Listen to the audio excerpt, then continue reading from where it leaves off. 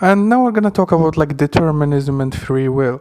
The main idea behind like the philosophy of determinism is that like I don't know if it is or it's not, but like I didn't read like any of that shit.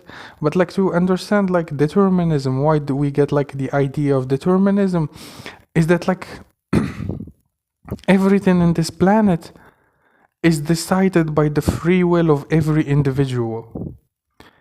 And the free will of every individual is decided by society. And it's decided by laws of nature and like laws of the universe. By the way, people say that like there is free will and there is consequences of free will. That's what I mean by it. There is free will. And there is like people who try outside of like the thinking of the populace and stuff like that. And there is the consequences of that. But because like there's this herd mentality, they're gonna say, oh, we're like one of them are gonna say, oh, we're not like him. Someone's gonna like maybe try to say something. They're gonna shame that guy, and someone is gonna watch that like guy being shamed. They're gonna shut up, and then that's like someone who's like revolutionary is gonna be like shunned by someone who hated him. Using like the shame of people and like the scary idea of like, oh, like you shouldn't go out of like the populist thinking, you shouldn't like travel outside of like the herd and like the fucking mentality that we have and stuff.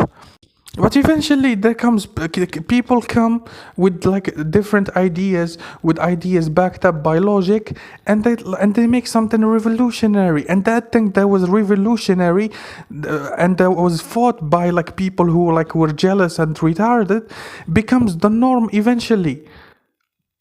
And when that becomes the norm eventually, when someone else like tries to go outside of that norm, they become shunned unless they repeat like the thing that was done by the guy before them.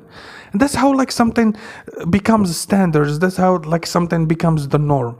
And the main thing here, like, it's the jealousy of the people, because they know that guy who's like setting up like new standards and like doing something outside of like the thinking of like the people.